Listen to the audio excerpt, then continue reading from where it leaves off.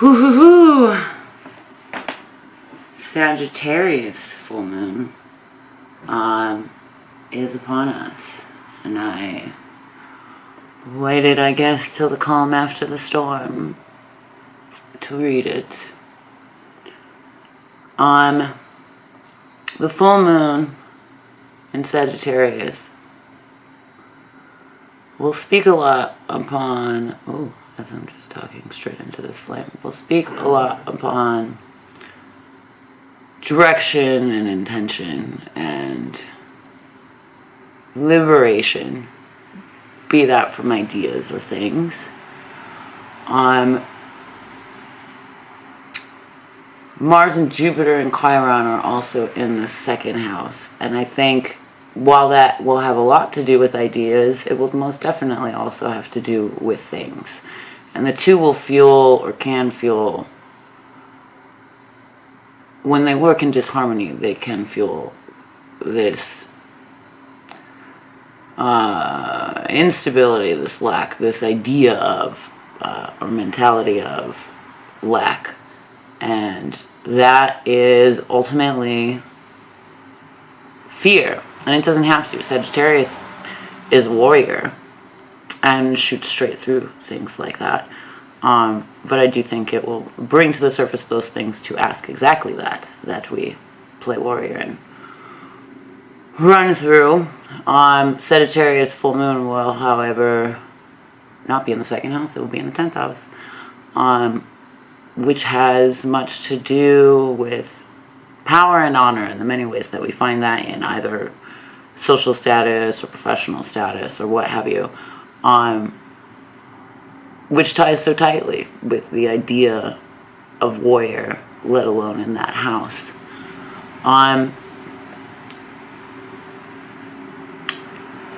It has a lot of space for maternal influences. Like, in reading birth charts like that will have something to do with like history of mother or motherhood. And I think that has a lot to do with Venus, but it has a lot to do with the Chiron Mars Jupiter deal and how that they deal with that kind of masculine sensitivity. It sounds to me like the righteous feminine kind of parading the masculine is not enough, which isn't ultimately the nurturing identity that it is capable of, or the understanding identity that it is capable of. Venus and Pallas Athena in Taurus discusses a lot of that stability or fear of instability as well, which again can just be harder on the space that Mars is in than I think like it's not supportive. They're interacting but not supporting each other for their best worth, which puts us in a lot of uncomfortable positions, which isn't necessarily a happy place for the love and beauty and potentiality of what I think those transits are actually kind of asking for indirectly. How appropriate. Like, they want to eat, but they don't want to tell you where.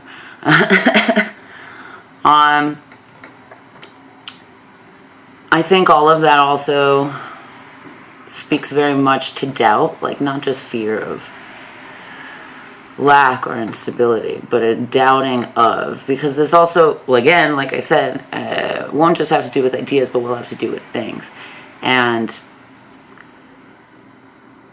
when we doubt ourselves, we find ourselves far from gratitude and far from strength and far from confidence and far from center of self, really. So be aware, not wary of that, and find the center, find the target, as Sagittarius does, and aim true, because that sort of defeats doubt. Like, kind of like last shot, fucking buzzer, close your eyes kind of deal. Like, aim in truth and in faith in yourself. I speak a lot about faith, but all I really mean is of yourself. I don't know why I did that. Venus in Taurus is also in the 3rd house, which has a lot to do with professionalism, which is, again, or like what is your connection and communication to any of those kinds of thoughts. No, the 2nd house is monies. But how we communicate with ourselves is ultimately what stands in the way of our own success. While the moon is prevalent and strong and is the focal point of feeling, the sun is also, I think, in a clever place for this because it's in Gemini. And I think while all of this rises to the surface, the sun in Gemini is where we will maybe find some clarity and some strength and some like emergency light in those moments of doubt and what have you, so we consider the possibility of the opposite. I find actually what's coming to my brain is mostly a memory of when people you love will speak ill of themselves and you have to kind of redirect them in the possibility that the exact opposite is true. Or perhaps we would not be here. And I think that will prove useful in many circumstances. If you can think the worst of yourself, you can think the best. It's a two-way motherfucking street.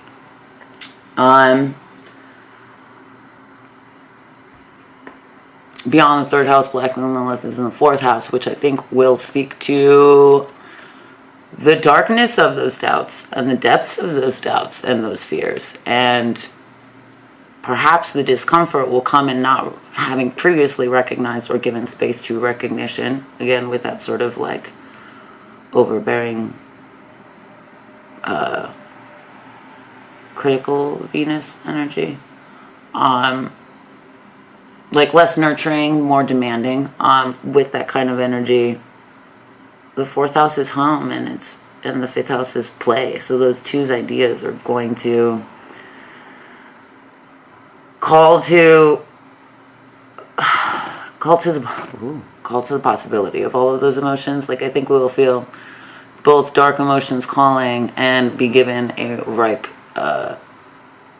timing to explore those for the betterment of them, if that makes sense.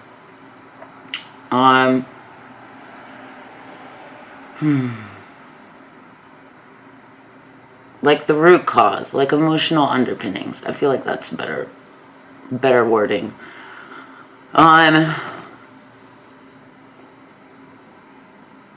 Venus, Jupiter, and Neptune are all in a very interesting line, though not in the same house, so all of those are speaking to each other in an interesting way. Feeling each other, reflecting each other, and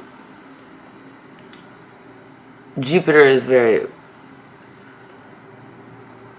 resilient and expansive. It's kind of the creator of structure, so the structure can grow.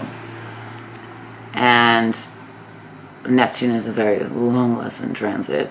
And I think with all of this and with their connection with Venus is going to ask for compassion in those times of dark thoughts calling, and in the tendency to be critical, and again in inciting more possibility. Those two parties can come together to understand the nature of possibility rather than denial and doubt. I know that's a lot. But, you know, Sagittarius, the philosopher, is, again, I think going, while the moon is in that, I think we'll find a clever strength in the sun's placement, regardless of whether or not it's the focal point or not. And, you know, I'm pretty sure it's actually, like, at its peak in the daytime, so that actually is really perfect, quite appropriate. With all of that being said, you will see me a little less clearly, but I'm going to pull some cards for this moon and see what happens. And hopefully you don't hate this lighting, but I don't like that much light, and it's dark. And it felt appropriate in the calm after the storm.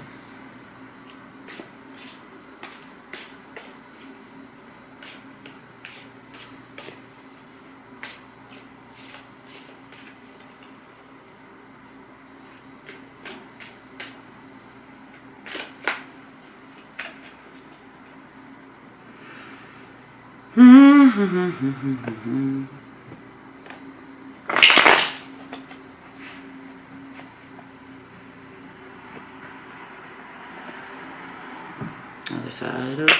Sorry.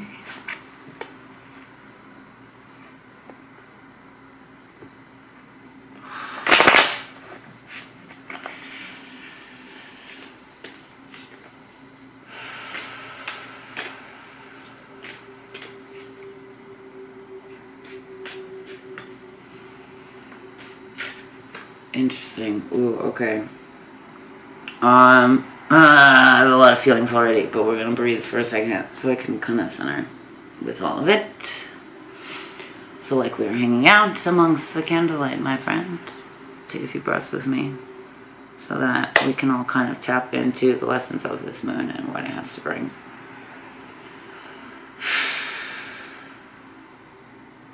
Take a deep breath in.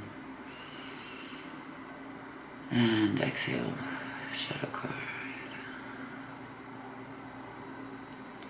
Take a deep breath in. And exhale.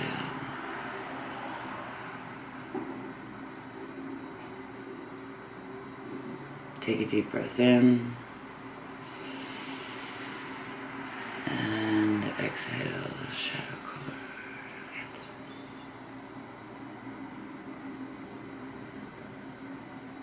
Beautiful. 100% to fully relay. Just in shuffling, it was like a level of excitement and nervousness, like shooting through my body. Like it almost tickled. It was, and I hate being tickled or pinched, was hilariously uncomfortable. And it like instantaneously just felt like overwhelm, like dizziness, and like I needed to kind of move through, which 100% brings me back to this like less nurturing, more demanding kind of Venus, and like had to take a moment to find that nurturing and rock myself, and even just slow down and breathe, you know, regardless of whether or not I need it or you need it or what have you. It's taking that moment in that intensity rather than egging on, because we do always have those voices sort of egging us on in one direction or another and not necessarily always upholding our honor. We don't need to be instigated to fight for what we believe in or to move in truth. And that, I think, is something that with the nature of Sagittarius, like, doesn't want to be pushed or prodded. It's pretty decisive on its own, pretty like assured on its own. Doesn't need to be instigated. With that being said, whew, lovely.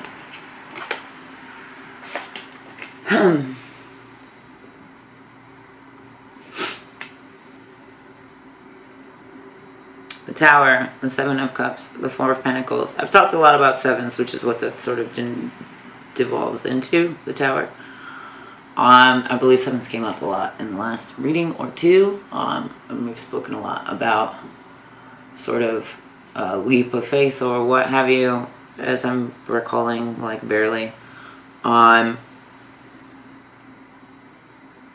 The Tower is an important card. It is an intense card. It does not have to be a scary card. These...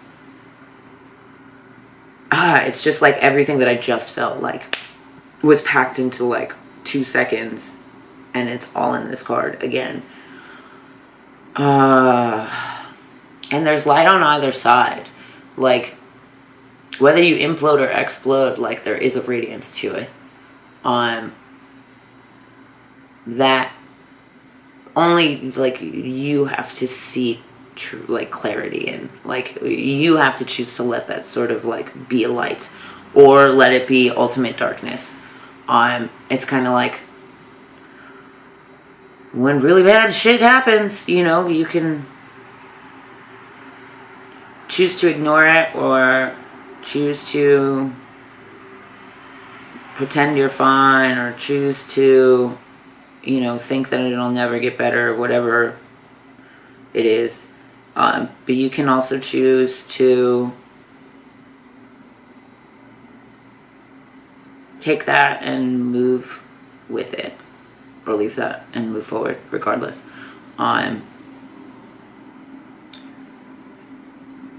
It's like circumstantial, which is, again, what I said about, you know, still paying sort of homage to the sun being in Gemini, and considering all of the options, considering the either or, considering that everything is dichotomous, and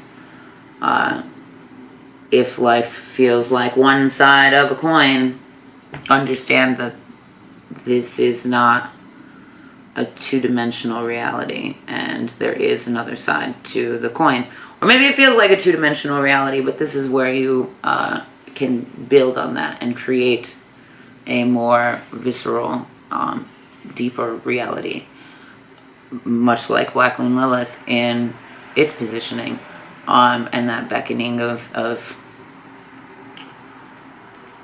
deep and dark, spelunking into emotions. We can choose that adventure, or we can choose it as our punishment. And that's ultimately, like, I think the truth of things like heaven or hell, is it's in kind of the reality you create. It's not some pushing you off into the sky or not, but it is absolutely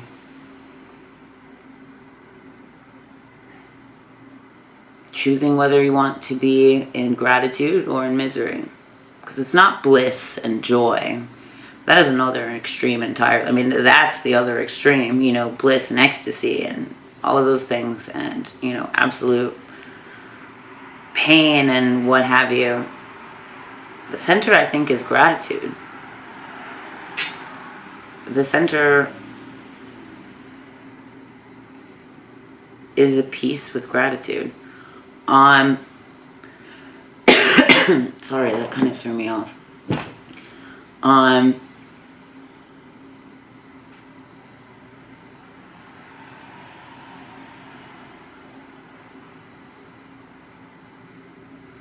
I think it doesn't have to be seen, the Tower doesn't have to be seen as sort of abandoning, oh wait, there we go, as any sort of abandoning, like abandoning your post, like they're jumping out of a building.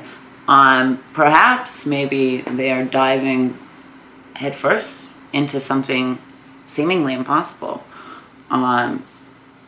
to grow incredibly from there. Like when one kingdom falls, another rises. You know, when you rid yourself of the glass ceiling or rooftop nonsense, then there is no stopping that growth. And they're just like leading so much with their hands, and there's a level of creation and faith that I think Sagittarius would appreciate. Seven of Cups, Four of Pentacles. Ooh, okay, Seven of Cups is inverted. I think that 100%, that's exactly what I was saying about this, mentality of lack, whether that be in ideas of like you not being enough or tangibility in that you do not have enough or something. But it is inverted. It's an idea. It's like not truth. If anything, there's too much of a lot of things. It's something that only exists internally. It's a reality that's been created internally and therefore projects externally. If you change that, it will change the way that view kind of comes out. And that's maybe like dropping a lot of that as a bad habit. You can't. I'm very cynical, so it's very hard to be like, drop negative thoughts. But it's not necessarily negative. It's just me trying to be logical and reasonable. And there is a difference between the two. You don't have to like being cynical doesn't, or being a pessimist. Being a cynical and being a pessimist don't necessarily go hand in hand. Being cynical and being negative don't necessarily go hand in hand. I think you can absolutely be realistic while still having the most, positive kind of expectations of yourself and of the world, It's a tangled web of thought, and we all kind of get lost in the philosophical debates of what is good or bad or right or wrong, or whether or not we're inherently good or evil. But all of that is two separate roads, and not understanding of the dichotomy, and not understanding of centered balance, which is what this Four of Pentacles, I think, speaks to. Fours or stability. Fours is home. Fours is reality. Fours is belief and like tangible proof of that belief. And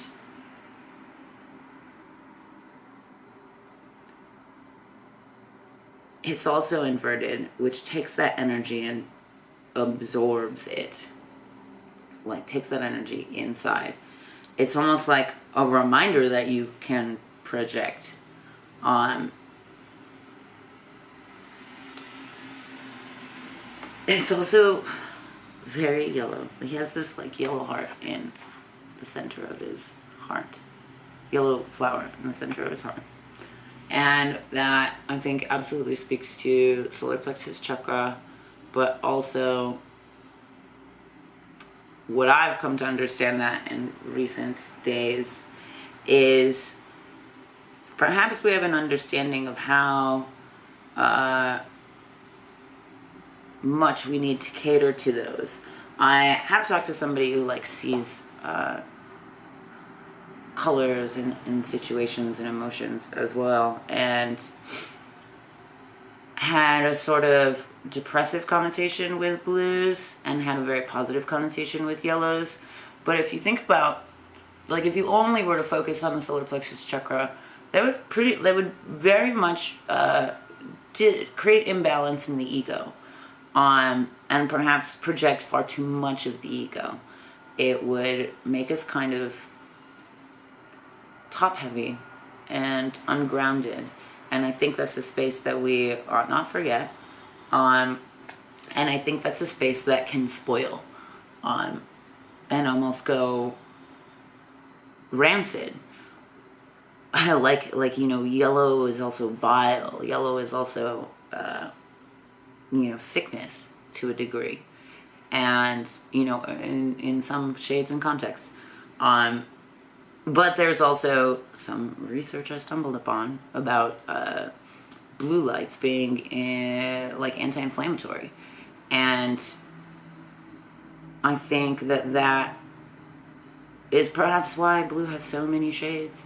It can be darkness. Like I love the horizon line of water and sky at night, because it sort of all blends into this sort of royal blue blackness. But there's electric blues and powder blues and, blue so light that it looks silver. And ultimately that's a very angelic light. And finding out that it had anti-inflammatory effects was very interesting to me, given, again, those sort of connotations in some people with synesthesia, where it doesn't always have to be. And it made me wonder, too, if, in aura photos, when people are very yellow and gold, is that a lot of self-doubt and ego? And the people that are very blue, depending on the blue, are either very weighted in emotion or fully relieved and transcended of. And is, that Krishna blue, that kind of Christian state of mind and enlightenment and peace. And is something I think I've learned to aspire to, rather than just solar plexus projection. Which again goes back to how we have to sit with these things and really explore them in order to really truly know and discover. And perhaps we're all used to basking in the golden light of our imaginations, but perhaps it is time to dive into the darkness and the blinding blues. Oh, color, you beautiful thing. Bottom of the deck was the Eight of Pentacles, upright, along with the Tower. And there is a patience to this process, and it is a process that grows. But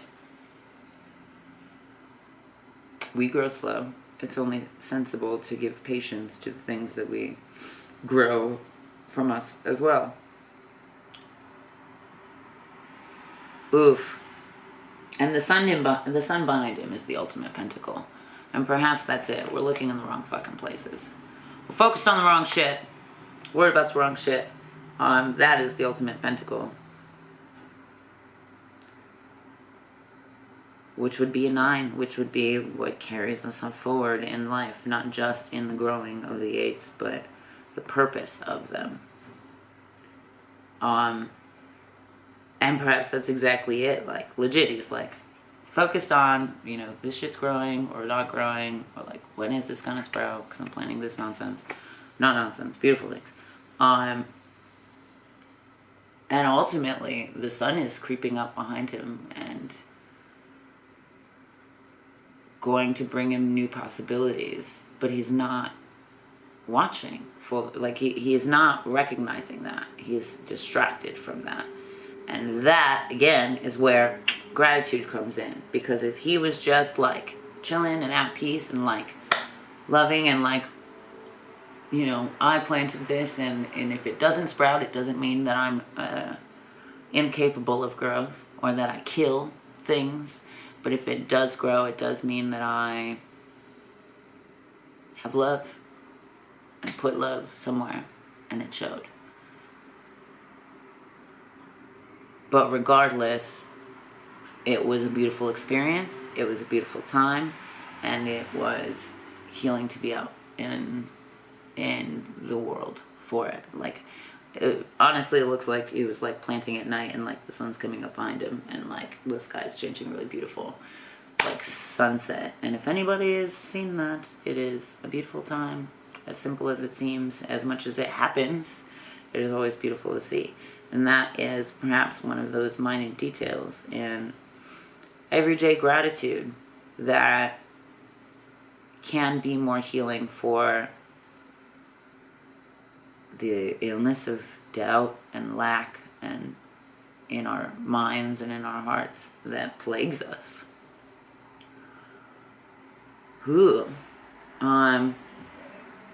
Damn. Following this, We pull some numbers because space cannot exist without time.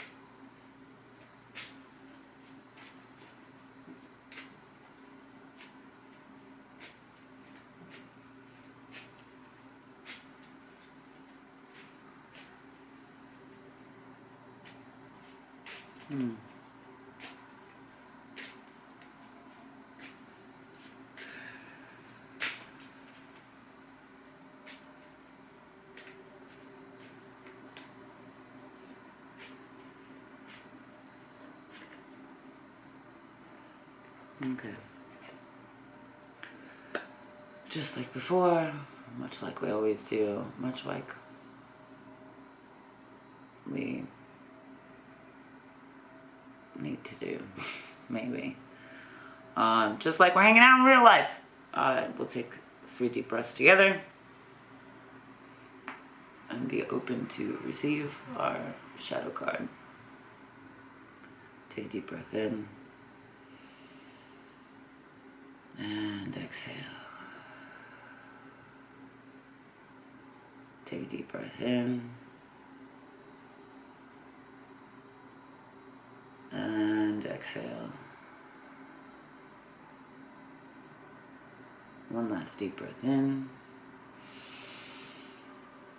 and exhale.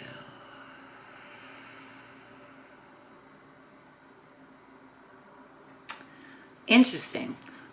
Bit more of a positive vibe, and very reminiscent of what this tower character is doing in reaching for. It was like I wanted to, like I couldn't wait to get somewhere, or touch something, or what have you. And that's, you know, again, probably that impatience that will arise within ourselves, but let's focus on the excitement and enjoy it rather than be sort of shadowing ourselves with expectations.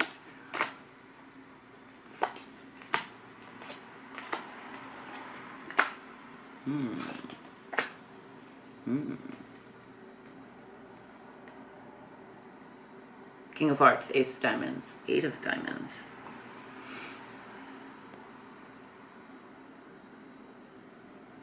More earth, more stability. I very much feel like as above, so below. Ace of Diamonds is sort of a wish card, and the 8 of Diamonds is like the roots of that growth, the wishing of. Maybe it's how, again, communication and connection. Fuck that 3rd house. God. But not just how we talk to other people or converse with other people, how we talk to ourselves, although both are going to be very important. And I think when it comes to certain ideas and what have you, yeah, the things we tell other people, even if it's the opposite of what we tell ourselves, sometimes don't serve us justice either. Because there's like theories that you shouldn't talk about ideas that you have with other people because it tricks your brain into thinking you've already done it, like seeking a reward, which is again nurturing that solar plexus chakra but not balancing it. And let's not serve ourselves in that way because it's a very empty way. It's a very superficial way. It's a very quick release kind of way. When it could be is more building and more stabilizing and more expansive, as any conversation really could be. But damn, that's got a lot to do with it. But like the way that you talk about yourself or situations or whatever with other people, you know, maybe it's funny sometimes to be the dark humor, but does it feel right in your heart sometimes? like, I don't know, it's hard to be perfectly honest with people, but ultimately, are you perfectly honest with yourself? Because if you're perfectly honest with yourself, it will be a lot easier to represent yourself sort of evenly in the world. And we won't be playing a part, and we won't be projecting, and we won't find ourselves sort of people pleasing, I guess, in conversation or in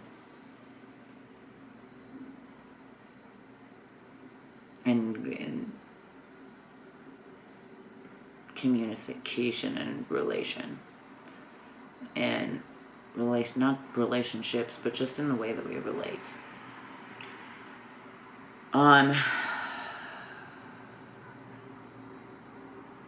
The King of Hearts. The King of Hearts. And more brains now.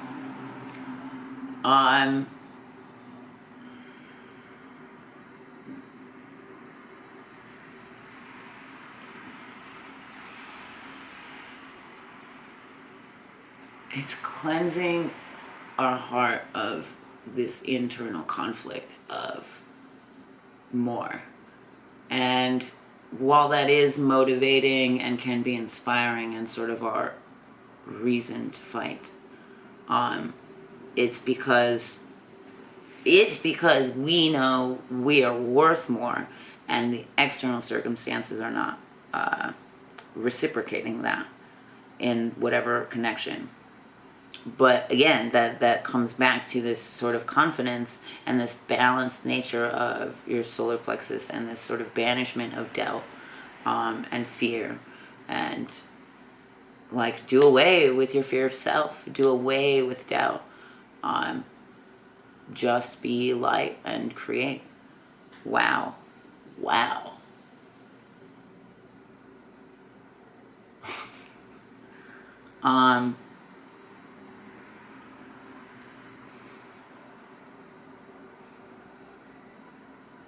It's also very reminiscent of the idea of when you love yourself, people see that and they want to share in that love, and that's how love grows. But it starts again from the center, and I think more often than not we seek validation in relation rather than expansion and uplifting. Rather than also just enjoying the enchantment of it all, which is that Ace of Diamonds, really, the magic of the situation, and that Eight of Pentacles, honestly. The fun and joy of believing in magic and believing you're capable and believing you're worth love and believing you're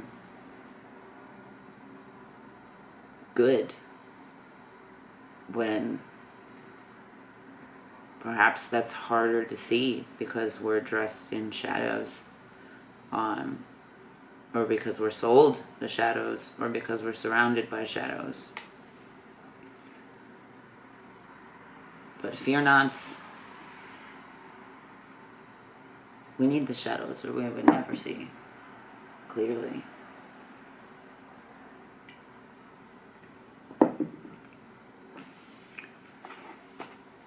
Four of Wands, Four of Clubs, bottom of the deck.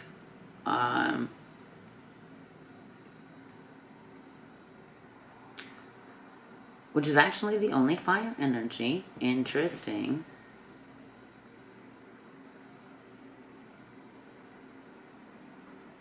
Inverted. Internal distillation.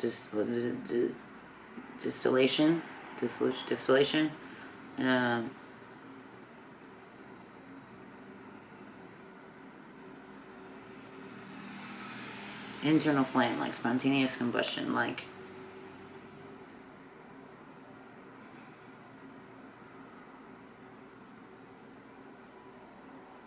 the internal light. Like maybe you are what causes this tower's explosion and fall. But that gives you ultimate power. That gives you like ultimate integrity and ultimate control of the situation. Not that we can control every situation, but to trust that it is needed and necessary and a part of your growth. Kind of gives you the control of not having control. Like, it gives you peace and control over yourself in situations of not having control.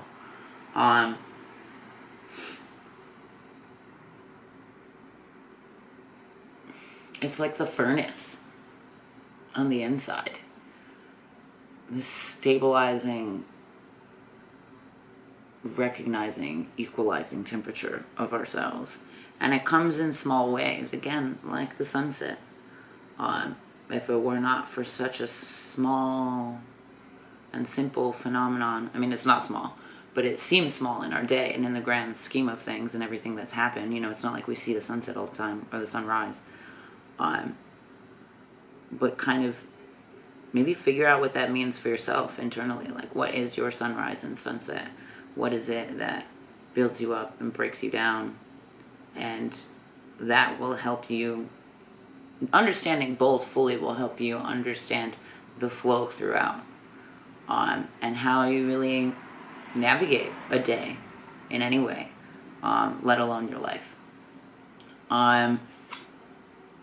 Bottom of the deck, 6 of Wands. Which I think, again, is patience with ourselves, the investigation of ourselves. A sort of meditative, stabilizing factor. I think it focuses on the integrity that we grow in our thighs, like in the way we uphold ourselves. And I know Cancer, like in the body, serves a role like deeply emotionally, but I believe it's like calves as well. And inflammation and all of that is a very emotional space, an emotional fluid that holds on to those things. And we can, again, be that fire and sort of like start to slowly heat it and distill the source and the root of the situation and pick that for power and move very strongly forward. I'm not exactly sure where the battery died, but 6 of Wands, stability, integrity, Cancerian energy in discovering that and investigating those areas, again calling to that Black Moon Lilith. I think this also is speaking to the root of, because we had what I said with the 8 and the 9s, like the purpose of the continuation. The 6 is the root of the continuation, which is also a form of purpose, but it's like the seed's purpose, not the aspirational purpose. And again, that's something I've talked about a few times in here now. I don't know, maybe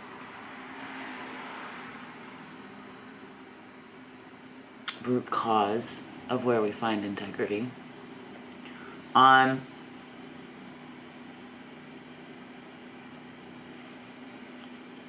know that's a lot, so I won't overwhelm with all there is to digest. I feel like that's as to the point, and like sort of at this point I feel like it's just repeating, which is a very Sagittarian nature in like explaining and educating and trying to make us understand the philosophy behind this moment and what this moment holds. And so with that, thank you for joining me. Please stay safe and sane and true to yourself, and continue to party on. Until next time, happy full moon.